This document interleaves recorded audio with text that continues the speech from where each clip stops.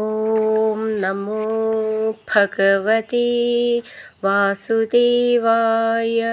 ഹരിമുരളീരവത്തിലേക്ക് എല്ലാവർക്കും സ്വാഗതം. നാരായണായ നമ നാരായണായ നമ നാരായണായ നമ നാരായണ നാരായണായ നമ നാരായണായ നമ നാരായണായ നമ നാരായണ.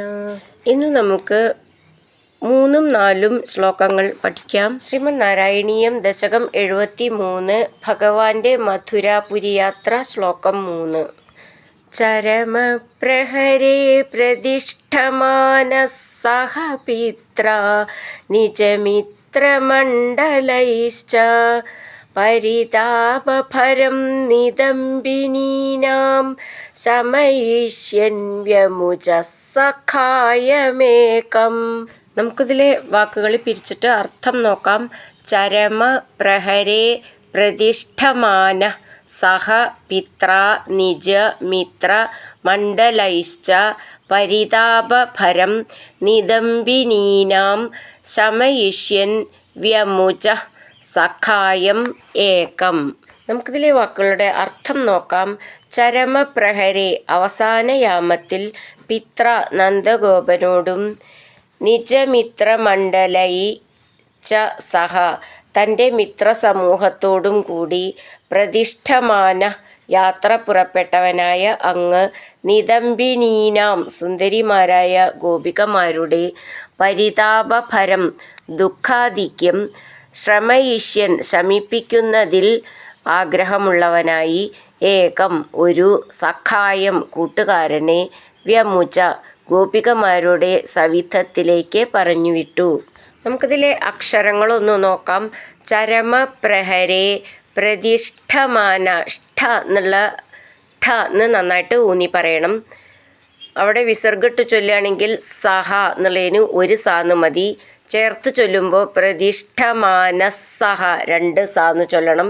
പിത്ര നിജമിത്രമണ്ഡലൈശ്ച മണ്ഡലൈശ്ച എന്നുള്ളതിന് ണ എന്നാണ്, ഒട്ട് 3 ശ്ച എന്നുള്ളത് ശാച്ച. പരിതാപഭരം പരിതാപഭരം ഭ എന്നുള്ള അക്ഷരം നന്നായിട്ട് ഊന്നി പറയണം. നിദംബിനീനാം നീട്ടിയിട്ട് മുറുക്കം. നിദംബിനീനാം മൃദുവായിട്ട് പറഞ്ഞാൽ മതി ബ എന്നൊക്കെ. ശമയിഷ്യൻ വ്യമുജ സഖായം ഏകം ചേർത്തിട്ട് വ്യമുജ സഖായമേകം. വ്യമുജ സഖായം ഏകം അത് ചേർത്തിട്ടാണ് വ്യമുജ സഖായമേകം. വ്യമുജ എന്ന് കഴിഞ്ഞിട്ട് വിസർഗിട്ട് ചൊല്ലുകയാണെങ്കിൽ ഒരു സാന്ന് മതി. ചേർത്ത് ചൊല്ലുമ്പോൾ 2 സാ വേണം.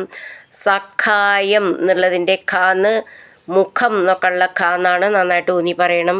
സഖായം ഏകം എന്നാണ്, അത് ചേർത്തിട്ടാണ് മേകം എന്ന് വരുന്നത്.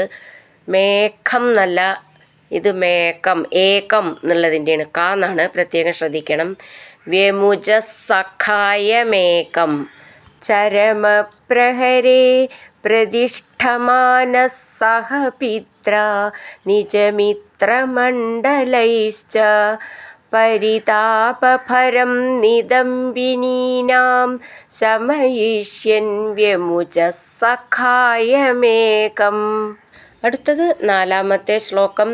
അചിരാതുപയാമി സന്നിധിം വോ ഭവിതാ സാധുമയൈവ സംഗമശ്രീ അമൃതാംബുനിധൗ നിമജ്ജയിഷ്യേ ദ്രുതമിത്യാശ്വസിതാ വധൂരകാർഷി.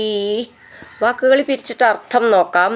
അചിരാത് ഉപയാമി സന്നിധിം വോ ഭവിതാ സാധു മയൈവ സംഗമശ്രീ അമൃതാംബുനിധൗ നിമജ്ജയിഷ്യേ ദ്രുതം ഇത്യാശ്വസിതാ വധൂർ അകാർഷി.